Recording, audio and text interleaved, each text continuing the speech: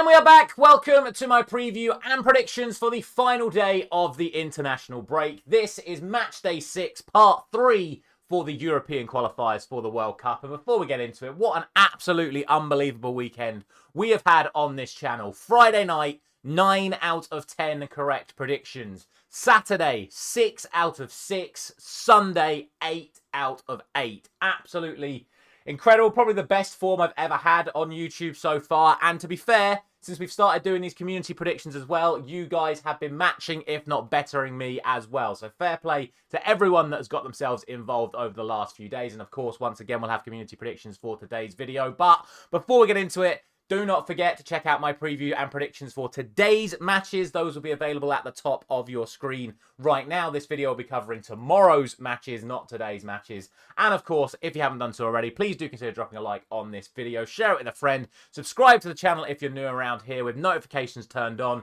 La Liga Premier League predictions will be back this weekend. Then we'll be launching our Champions League previews and predictions coming up for you next week as well. We've got an unbelievable load of previews and predictions coming up for you over the course of the next few months. So make sure you are subscribed so you don't miss out. And if you want to gain access to even more predictions such as Ligue 1, Serie A, Bundesliga and more, make sure to hit the join button on the bottom of your screen to become a member of the channel to gain access to all of those as well. And one final bit of admin for me before we get into it. As it is the launch of the Champions League next week, I have now set up my Champions League fantasy football for a brand new season. If you were in the competition last year, you are automatically re-entered for this year. But if you've never given Champions League fantasy football a go, the code is on your screen right now, and I'll leave a link to it in the description and in the pinned comment, as well as the link to the community page, because this morning I'll be putting up my community predictions for the Premier League and La Liga game week 4. So all of that is going to be available on the community page,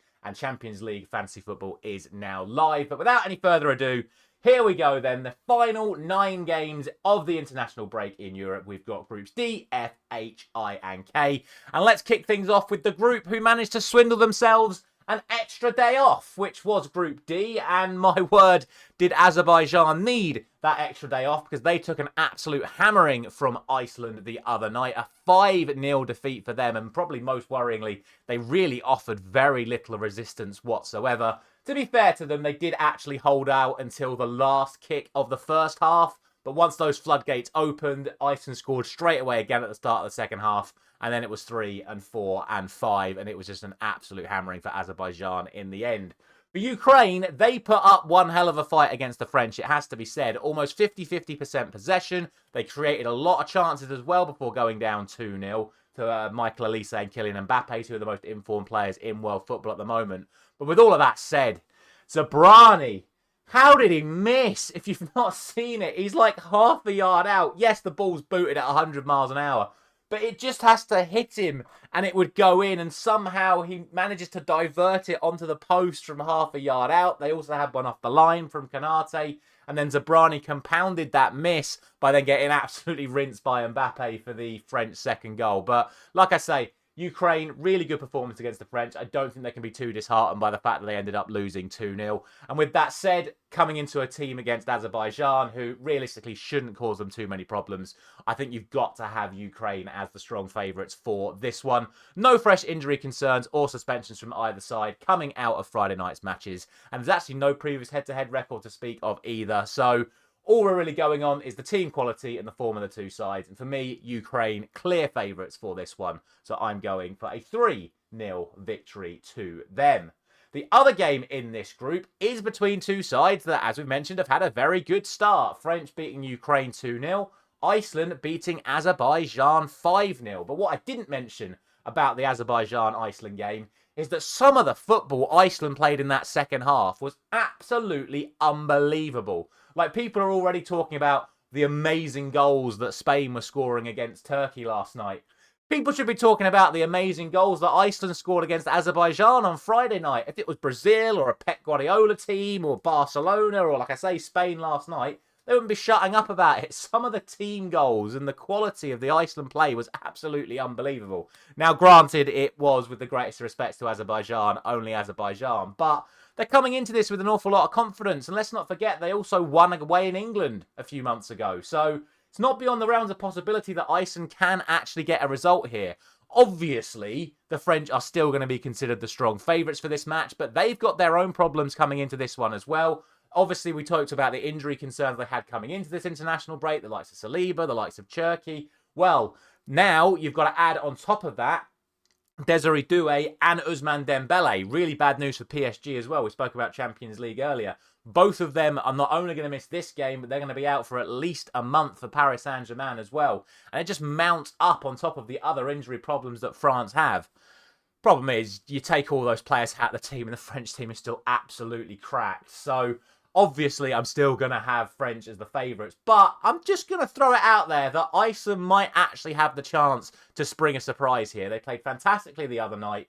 But I still have to say that French are going to be the favourites for this one. No fresh concerns for Iceland coming into this one. The last time these sides met was in 2019. The French won 4-0 on that occasion. I'm going to dial it back a little bit for this one and just go for a repeat of the scoreline they beat Ukraine by, which is 2-0. But genuinely, watch this space. I can still see France winning this 5 or 6-0.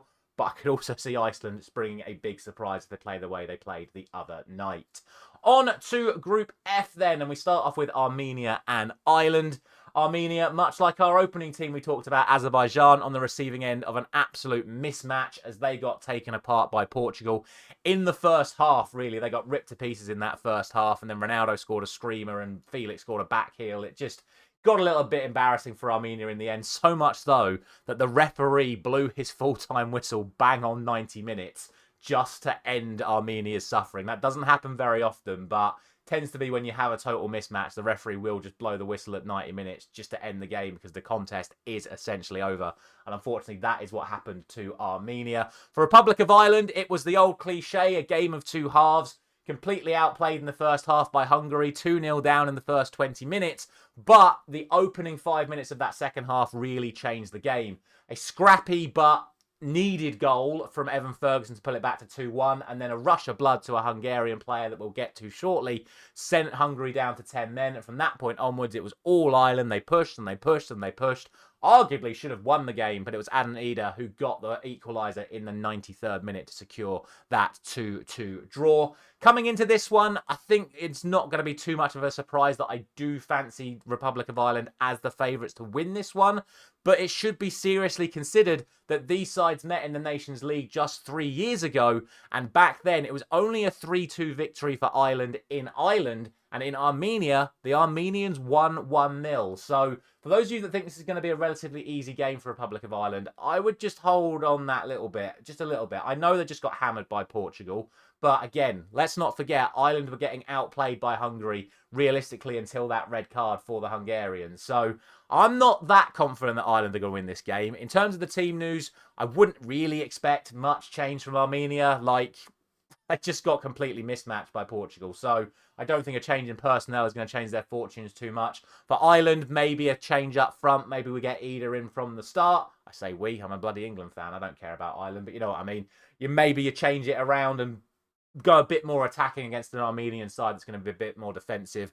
I'm still going to go for the Ireland win. But again, just being a little bit cautious that Armenia have previous against Ireland. I'm going for a 2-1 victory to them. Other game in the group sees Hungary take on Portugal. And as we mentioned, realistically, Hungary, the architects of their own downfall. I spoke about how scruffy Ireland's first goal was. Realistically, we need to be looking at the goalkeeper, Debussy or something like that, Debush, who flapped at the initial free kick, then dropped the ball on the rebound, and Ferguson scored it. So that was a bad mistake in the first place. And then for Shalai, off the back of scoring Hungary's second goal, to completely lose his head and flat out 100-mile-an-hour charge in, stamp on O'Shea. Horrendous tackle, straight red card, absolutely deserved. And from there, as we've already spoke about, they completely crumbled. For Portugal, complete cruise control. Some brilliant goals along the way as well. And it allowed them the luxury of having to not having to, but allowing them to substitute their key players off ahead of what is arguably the toughest game in the group for them, the away game to Hungary. So they're going to be coming into this completely fresh. Hungary are going to be coming into this off the back of having to play 45 minutes with 10 men. They're obviously going to have Shalai suspended for this one as well. So I do think Portugal should still be considered the strong favourites here. They last met in 2021 in the European Championships. Portugal won 3-0 on that night. Yes, I think Hungary are a little bit better since then. Arguably, though, Portugal are even better still than what they were back then. So, although I do give Hungary a chance for this match, I think Portugal should be considered the strong favourite. So I'm going to go for a 3-1 victory to Portugal. I do see a world where Portugal keep a clean sheet as well, but we shall see.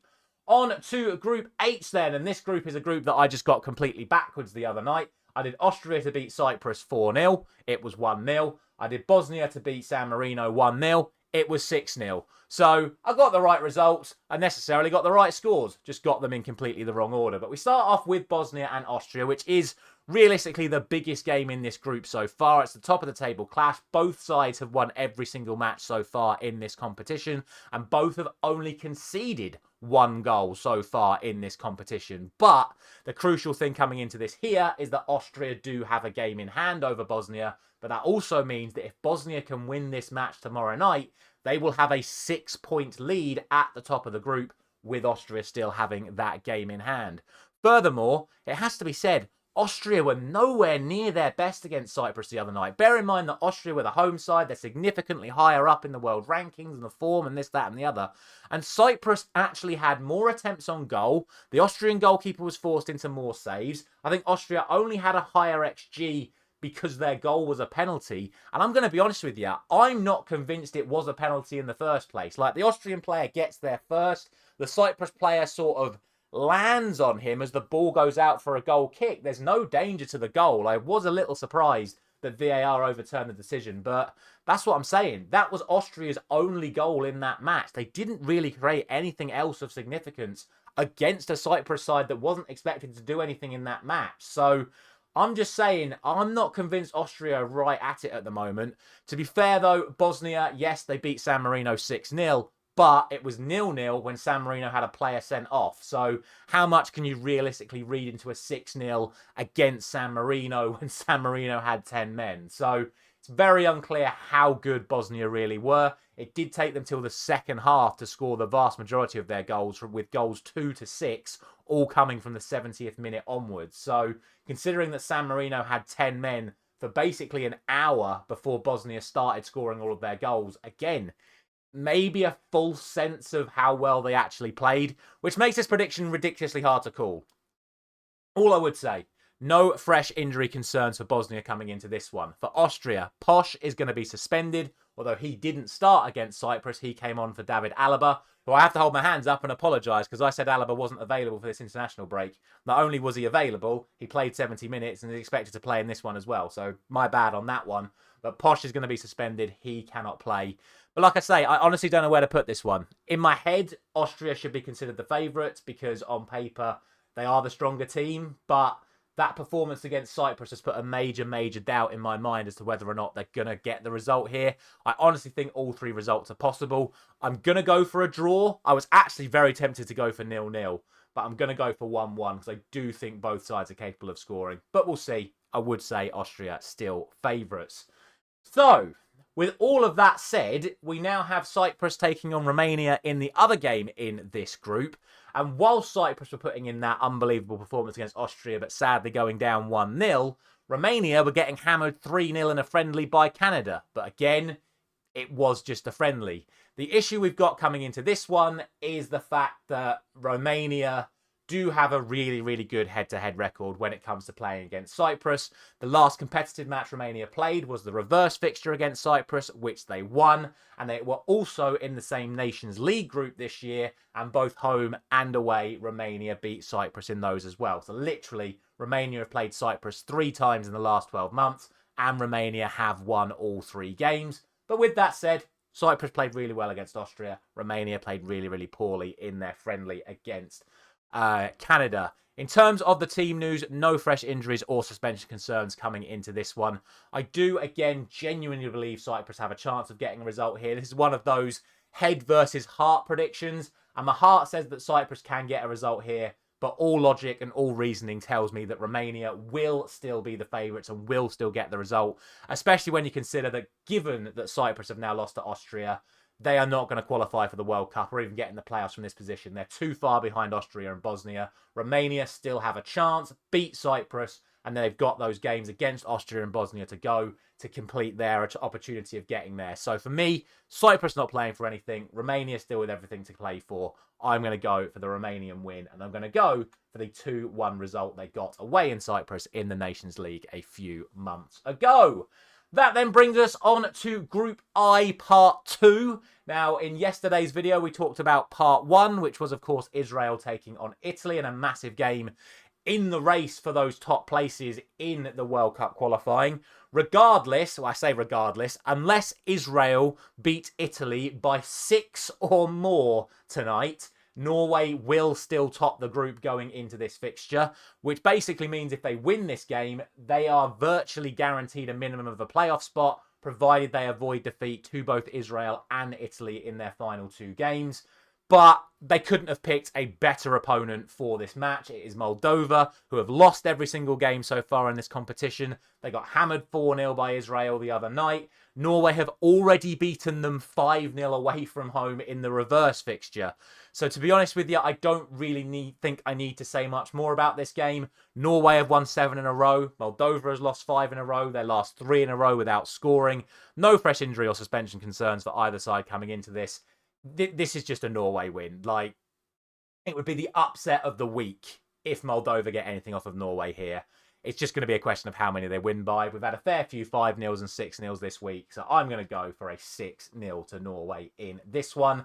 And then finally, we have Group K, which starts off with Albania and Latvia. Now, the last time these two sides met was Albania's last competitive match, and that ended up being a 1-1 draw in Latvia. So for Albania, they really need to get their somethings into gear if they're going to get something from this match and keep their slim chances of getting into a playoff spot alive. That said, they could only manage a 1-0 win against Gibraltar in their friendly over the weekend, which, I'll be honest with you, is not really saying much. Gibraltar are a very, very poor team at the moment, so a 1-0 win for Albania isn't much. For Latvia, I almost feel sorry for them. They played really well against Serbia. They only ended up losing 1-0, but they put on a really good display, and they had plenty of chances right down to the final kick of the game, where I'm going to say his name wrong, Varslavens hit the post in stoppage time. Then the ball got cleared off the line as someone tried to put in the rebound. They almost managed to get the draw against Serbia, which I think, based on the stats and the highlights that I saw, arguably would have been deserved. Obviously, we'll touch on Serbia shortly, but Latvia over the last few months have played relatively well. As we said, they drew with Albania in the last competitive match for Albania, so it's not beyond the realms of possibility that Latvia could get something from this match. In terms of the team news, for Latvia, it's one player coming back into the team, with Chernomadics coming back into the side after scoring the goal for Latvia and scoring the goal for Albania in the reverse fixture, and then getting booked in that match, meaning he was suspended for the Serbia game. For Albania, the big question mark is over Armando Broja. He didn't play in Albania's friendly against Gibraltar, but he is in the squad. So the likelihood is he will come in for this match, and they're going to need him to be the man to deliver for them up front once again. Personally, I would still have Albania as favourites for this one, especially given the fact that they are the home side. But again, Latvia have played well over the last few games. They have a chance, but I don't think it's going to quite be enough to get a result. So I'm going for a 2-1 victory to Albania. I can see it being quite open. You look at the stats from the reverse fixture, it was a lot more open than people gave it credit for. You look at the highlights from the Serbia game, they had a lot more chances than people thought they would have. So I think it's going to be an open game. I'm going to go for 2-1 to Albania. And then last, and possibly even least, given how poor these two sides were in their victories the other day, we have Serbia taking on England. Unbelievably, both of these sides come into this game completely unbeaten so far in this competition, and neither of them have conceded a goal so far in this competition. So you look at this game now, and it's got 0-0 written all over it, right?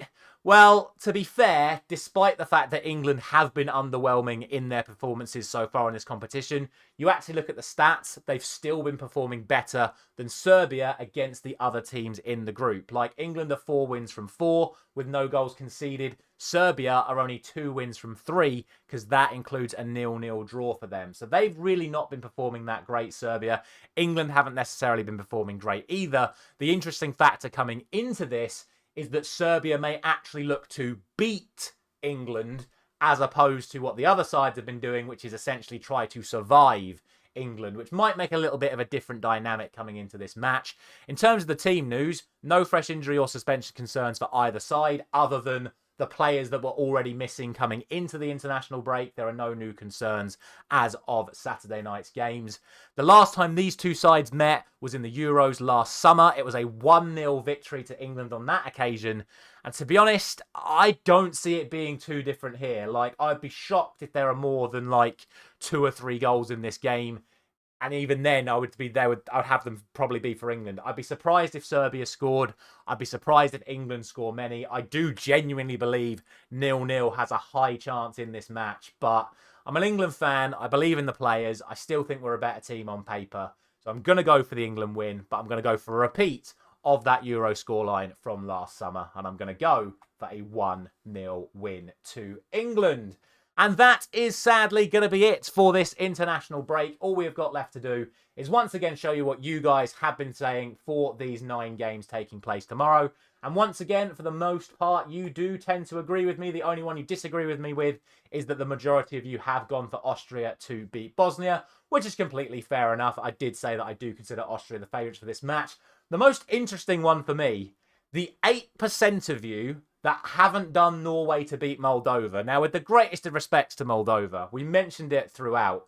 Realistically, they've got no chance at all of beating Norway in this match or getting anything off of Norway in this match. So if you're one of the people that voted for the draw or voted for the Moldova win, let me know down in the comment section below if you're just like a Moldova fan or you're just trolling or if you genuinely believe there's a chance Norway don't win that match. It's the first time ever I was like expecting a 100% in favour of a team. So we shall see. That's what you guys are saying. That is what I'm saying for these fixtures tomorrow. And again, a massive thank you very much for watching every single day over the course of this international break. I'll be back tomorrow night with my post-match reaction to the Serbia-England game, where I'll sort of wrap up both matches for England over the course of the last few days. And then Premier League and La Liga predictions will be back once again on Friday. Community polls are already up for those matches this weekend. So a final thank you very much for watching once again. I'll see you very soon.